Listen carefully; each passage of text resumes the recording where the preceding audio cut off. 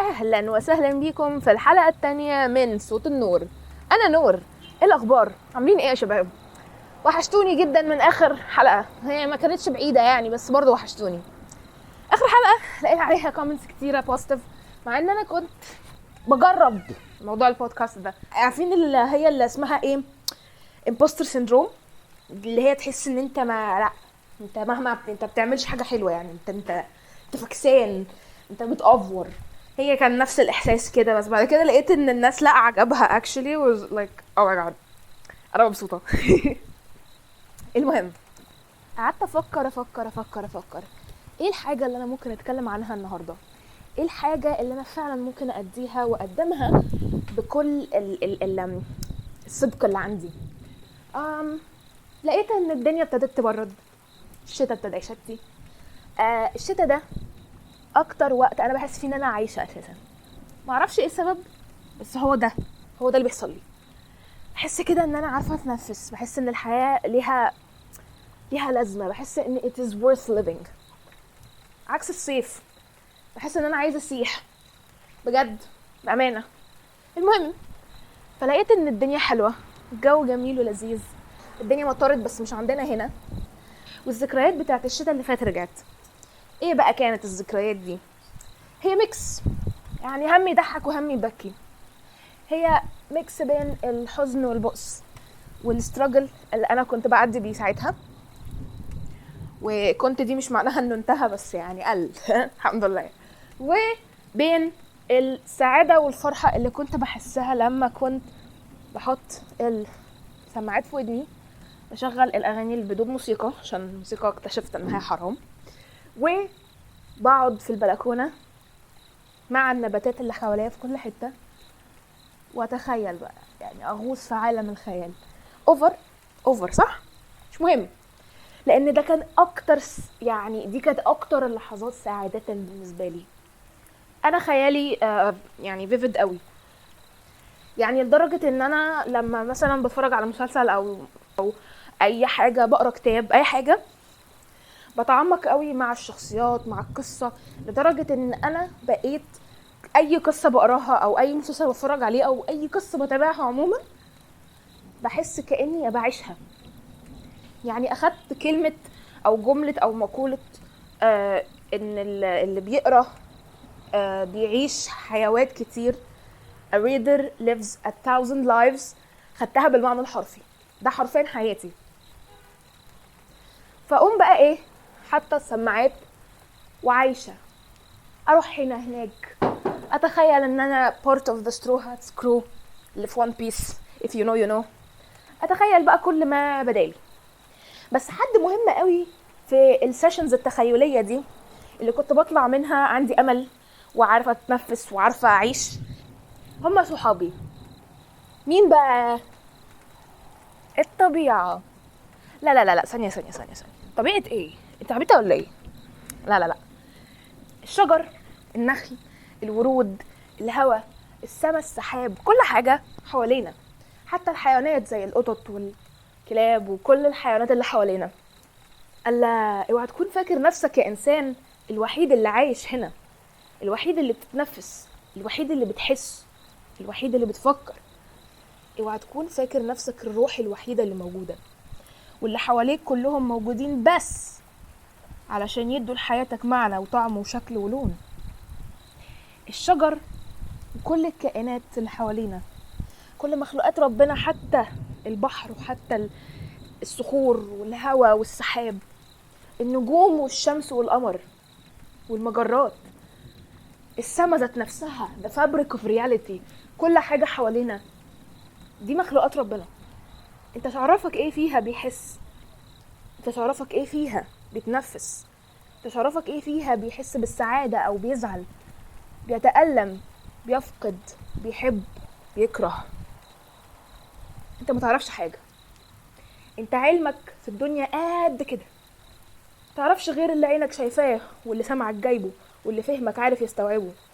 بره هذا النطاق انت لا تفقه شيء، انت جزء من عالم كبير، يعني ربنا اداك فيه شوية قوة، شوية فهم وشوية معرفة، شوية ذكاء وشوية استيعاب. لكن انت مش كل حاجة. وبهذا المنطق مشيت في حياتي، لاني ببص على الشجر ده بيتنفس، مخلوق عايش، ربنا خلقه وبيعبد وبيسبح ربنا، يبقى هو كائن ليه لغة احنا مش فاهمينها، يقدر ان هو يتجوز ويخلف، يقدر ان هو يعيش ويتنفس، يقدر ان هو يحب ويكره، يقدر ان هو يتألم ويحس بالألم، وهكذا وهكذا. طبعا بستدل طبعا بالاحاديث الكتيره اللي بسمعها عن مثلا اللي هو لما الرسول كان واقف على جذع شجره مقطوع، ولما نزل من عليه سمعوا صوت حد بيعيط، وطلع ان الجذع ده هو اللي كان بيعيط. انا مش عارفه مدى صحه الحديث، بس انا مقتنعه اقتناع تام ان ربنا اللي خلى سيدنا سليمان يفهم النمله بتقول ايه، والنمله كانت بتتكلم كلام واضح، مش معنى انها نمله انها ما بتتكلمش وما بتحسش وما بتفكرش، لا، دي اتكلمت وفكرت وحذرت زميلتها. يعني it is a sentient being، كائن واعي. اللي خلى النمله تتكلم وسيدنا سليمان يفهمها اكيد عامل لغه لكل كائن من كائناته. ومن هنا بدأت رحلتي في ان انا ابص للكائنات دي بصة تانية، احط نفسي مكانها وابص لها على انها حد موجود معايا في الدنيا، بيشاركني النفس اللي بتنفسه، بيشاركني الحياة، وبيشاركني ان انا بعبد ربنا. كلنا بنعبد ربنا وبنتنفس وبنعيش، بنتولد، بنموت، بنحس، بنزعل، بنفرح، بناكل، بنشرب، بنتوجع، كلنا زي بعض، اختلاف طبعا الظروف والتكوين الفيزيائي واللغة وما إلى ذلك. بصيت لقيت ان الشجر مثلا والسماء والقمر والنجوم والشمس، كل دول لو ربنا خلقهم، وايا كان بقى مين منهم اللي عايش ومين منهم اللي مش عايش، ده مش علم عندي، ده عند ربنا بس. اكيد دول ناقصهم حاجة احنا عندنا ومش عندهم، الفرق بيننا واضح وكبير. وعرفت ان الفرق هو الاختبار. احنا الوحيدين، احنا والجن، اللي ربنا بيختبرنا، يا اما نروح الجنة يا اما نروح النار، كل واحد على حسب اعماله وعلى حسب استحقاقه لرحمة ربنا، او طبعا يعني على حسب ربنا عايز ايه، دي ارادة ربنا ومش انا اللي هحكم. بس احنا بنختبر، هم لا، هم اخرهم هيتحولوا تراب في نهاية الزمان. طب يعني ماشي، ايه العلاقة، ايه يعني؟ ده معناه ان دول لا عندهم ضغينة ولا عندهم حقد ولا عندهم شر ولا عندهم judgment ولا عندهم اصلا اختيار ان هم ياخدوا شر او خير او يعملوا شر او خير. اخرهم ان هم يبقوا زي الحيوانات اللي هم عندهم مثلا غريزة، فالغريزة بتخليهم يعملوا حاجات مش صح، زي مثلا ان هم يأتاك صحابهم، يهجموا على حد من القبيلة بتاعتهم او من الجماعة بتاعتهم، يقتلوا او يأذوا، بس كله بيبقى تبع الغريزة، يعني مش نابع من حقد او غل، بيبقى نابع من حاجات في الغالب بتبقى خارجة عن ارادتهم، في الغالب بتبقى مش حاجة out of judgment، يعني مش قاعد يفكر مع نفسه ويوزن الصح ويوزن الغلط وراح اختار الغلط، ما شافش قدامه النور والضلمة واختار الضلمة، مش زينا، لا، احنا الوحيدين اللي بنعمل كده. لاحظت ان احنا انس وجن الوحيدين اللي لما بنشوف الضلمة وبنشوف النور، بعض مننا بيختار الضلمة بكل الحرية اللي عنده، بكامل ارادته. فلقيت ان انا هبقى في امان اكتر مع دول.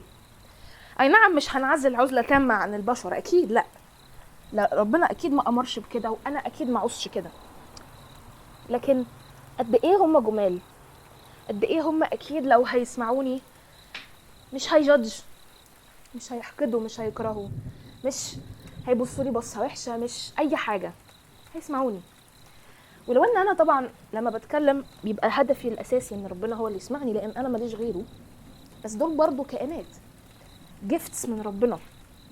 اتعلمت في على مدار السنين اللي عشتها في حياتي يعني ان احنا نبص ازاي، او يعني ازاي ان احنا نبص على ربنا ان احنا بنعمل كل حاجه ليه بس، واحنا مش محتاجين غيره بس. احنا في غنى عن اي حاجه تانية. طب ما احنا في حاجات تانية بنحبها، يعني زي انا مثلا بحب الشجر والحاجات اللي ربنا خلقها لنا، بحب الناس اللي في حياتي زي عيلتي وما الى ذلك. طب يعني ازاي اقدر احب دول وفي نفس الوقت يعني ابقى دايما في غنى عنهم وربنا بس هو اللي قدامي؟ عرفت حد كان مش عارفه مين اللي قال الحته دي، مش عارفه مين اللي قال الحاجه دي، ولكن اللي اتقال لي او اللي انا سمعته هو ايه: اتعامل مع كل الحاجات اللي في حياتك انها جيفتس، هدايا مش اساسات. الاساس الوحيد هو ربنا، انت وربنا وبس. ده اسمى انواع الحب، مفيش حب بعديه، مفيش اعلى منه. الحب اللي ربنا بيديهولك والحب اللي انت بتحبه لربنا، هي دي الحاجة الوحيدة اللي انت لازم تبقى شايفها قدامك وتبقى هي دي اساس كل حاجة وكل نفس بتتنفسه. الحاجات التانية انت من حقك تحبها، من حقك تبقى بتعمل حاجة عشانها، بس انت بتعمل حاجة علشان هدية ربنا. دي هدية ربنا، ده هدية ربنا، دول هدية ربنا، هدايا ربنا حواليك. استمتع بيها، اعمل ليها الخير، برها، حافظ عليها، بس دايما تحط في دماغك انك بتحب هدية من هدايا ربنا.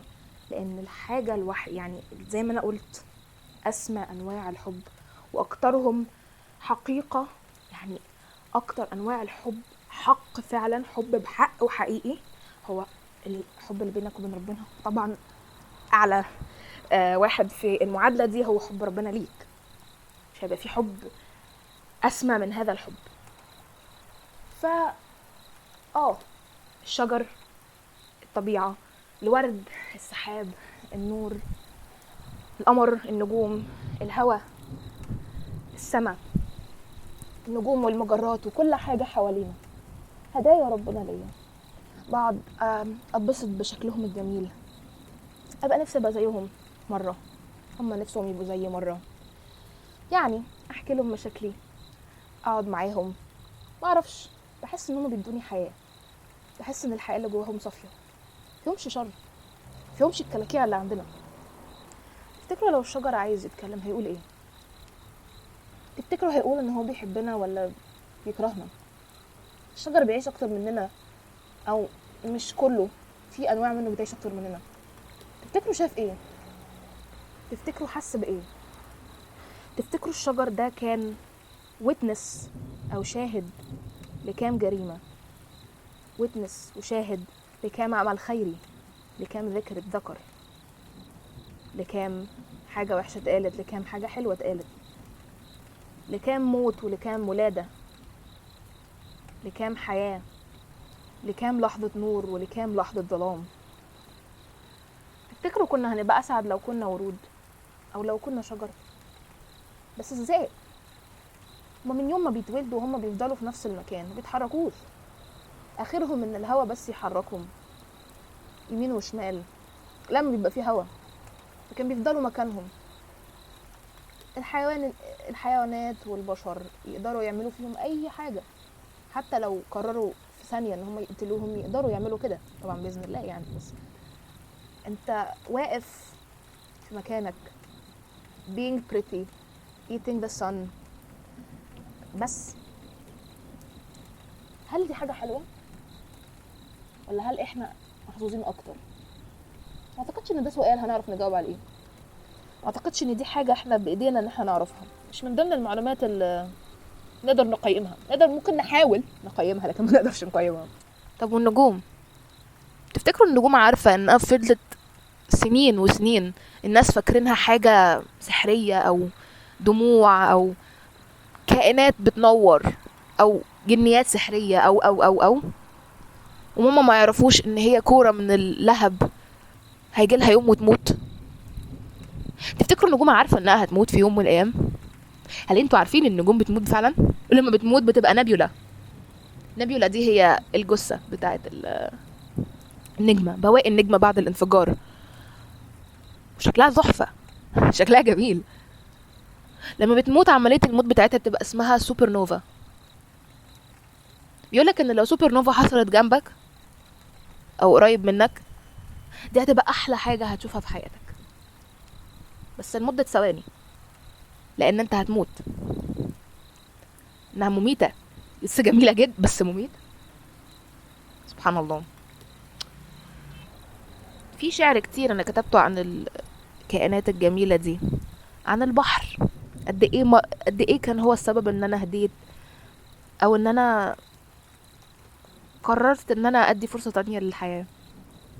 قد ايه الشجر ده كان هو سبب ابتسامتي، حتى وانا نازلة مش عايزة انزل، مش عايزة اعمل اللي ورايا، مش عايزة اروح الكلية، بس ببص لهم وبتبسط، ببتسم، كأنهم فعلا اصدقائي، بيطبطبوا عليا وبيشجعوني. انتوا ممكن تتخيلوا ان ده جنان، بس هو مش جنان، هو بس احترام متبادل بين كائنات عايشة مع بعض على نفس الكوكب وفي نفس الحياة، وبتعبد نفس الرب. فيها ايه؟ حتى لو هما مش فاهميني وانا مش فاهميهم، بس ما بيننا لغة مشتركة، لغة الحياة والنفس، لغة الفن، ولغة تسبيح ربنا طبعا. في النهاية الله أعلم طبعا، بس أنا بتمنى أن كل واحدة من الشجر والكائنات دي، لو أنا رحت الجنة بإذن ربنا، كلهم يبقوا معايا وصحابي ونفهم بعض، صح؟ تبقى حاجة حلوة قوي. الإنسان لازم ينزل من القصر العالي اللي هو قاعد فيه، ويعرف إنه مش معنى إن هو عنده إدراك زايد، مش معنى إن هو محطوط في اختبار بيخليه يقدر يشوف الظلمة والنور، وبيديله الحرية المؤقتة إن هو يختار الخير أو الشر، إن هو سوبريم أو إن هو أحسن حد. لا، أنت لا أحسن حد ولا أكتر حد عارف، أنت نقطة في بحر كبير واسع، ويخلق ما لا تعلمون. عايزاكوا كل لما تخرجوا من البيت وتتمشوا وتبصوا على الشجر وعلى السماء وعلى الهواء الجميل اللي هو جزء لا يتجزأ من الدنيا، من النظام الكوني اللي كل حاجة فيه بتأثر على التانية، وكل حاجة فيه مهمة حتى لو صغيرة، من أصغر نملة لأكبر فيل. عايزك كل ما تبص تفتكر الحاجات دي وتفتكر الكلام ده. كل ما تشوف الشجر تركز على اللون، تركز على التصميم، على الشكل. كل ما تشوف الورد تبص على جمال الألوان، وقد ايه بجد بجد شكلها جميل وتحفة وإبداع فن، كأنك بتبص على لوحة فنية. يعني ليه بتتبسط او بتبقى بتحس بإحساس حلو كده لما بتبص على لوحة فنية او بتقرأ قصيدة شعر؟ ما لما هي موجودة في كل حتة. الورد ده كأنه لوحة، السما وقت الشروق او وقت الغروب كأنها قصيدة. الفرق ان دي لغة احنا بنترجم بيها الأحاسيس دي، بس هي أصل الفن، والفنان الأصلي اللي هو ربنا حطها لنا عشان نبص ونتبسط ونفتكره. الفن جميل قوي، موجود في كل ورقة شجر، في كل ضوء من أضواء القمر، في كل نجمة، وفي كل مرة الشمس بتشرق وكل مرة بتغرب، في كل نفس بتتنفسه من الهواء الجميل، ساقع كان أو سخن على حسب الفصل. It's a piece of art, a piece of living art, art that is alive and life that is art. You are part of it. You are art. So be grateful that you are part of the canvas that Allah subhanahu wa ta'ala created. كن ممتن إنك جزء من اللوحة الكبيرة والكومبلكس معقدة اللي ربنا سبحانه وتعالى عملها. انت فن واللي حواليك فن، بس خد بالك اوعى تفتكر نفسك الفن، ده جزء مش الكل. حب نفسك لان خالق الكون بيحبك ويحب كل حاجة حواليك. ما تأذيش شجرة، ما تأذيش وردة، ما تأذيش قطة، ما تأذيش اي كائن عموما. مش الهدف الأذية وخلاص. لو هتتأذي وانت عايز تدافع عن نفسك ماشي، تدافع عن نفسك حاجة، وانك تشوف نمله بعيده عنك وبتعملكش حاجه تقوم رايح دايس عليها لمجرد انك عايز تدوس عليها وخلاص، لمجرد ان ربنا اداك القدره والقوه انك تفتري عليها. انت فاكر ان انت مش مفتري لما تيجي تقتل نمله ما بتعملكش حاجه؟ it's a different story، او قصه مختلفه لو هي على النمل ده على الاكل بتاعك او في مكان العيشه بتاعتك. انت هتتاذي لو هم فضلوا هنا، هيتنقلك امراض او ما الى ذلك، فليك حجه انك تدافع عن نفسك. لكن تبقى ماشي في الشارع وتاذي قطه ترميها بالطوبه، ولا ترمي طوبه على كلب، ولا تدوس على نمله، ولا تعمل اي حاجه في اي كائن في حاله، تقطع ورق شجر بلا هدف، تقطف ورد بلا اي سبب، ليه بتاخد الحياه والروح من حد؟ تخيل نفسك مكانه وحد خد منك اغلى حاجه عندك اللي هي النفس والحياه بلا سبب وبلا هدف. وفي النهايه احب اقول لكم فضلا وليس امرا، ادعوا لاخواتنا اللي في غزه وفي فلسطين، ادعوا لهم ان ربنا ينصرهم على اشر خلق الله، ادعوا لهم ان ربنا يحميهم ويسترهم ويستر عرضهم، يدفيهم، يأكلهم ويشربهم، يحميهم ويآمن روعاتهم ويطمئن قلوبهم وينصرهم. وادعوا ربنا بأحسن حاجة، بالفردوس الأعلى بدون أي عذاب أو عقاب أو حساب، بالنعيم، بأن انتم ما تتحاسبوش، وبأن كل حاجة تبقى خير دنيا وآخرة. واشوفكم في الحلقة الجاية، وقولوا لي رأيكم في الحلقات، قولوا لي لو في أي مقترحات عايزين تسمعوها مني، أفكار لأي حلقات تانية. أنا عندي أفكار كتيرة بس برضو أحب أسمع لكم. شكرا على استماعكم، وما تنسوش تسمعوا صوت النور اللي جواكم. باي باي.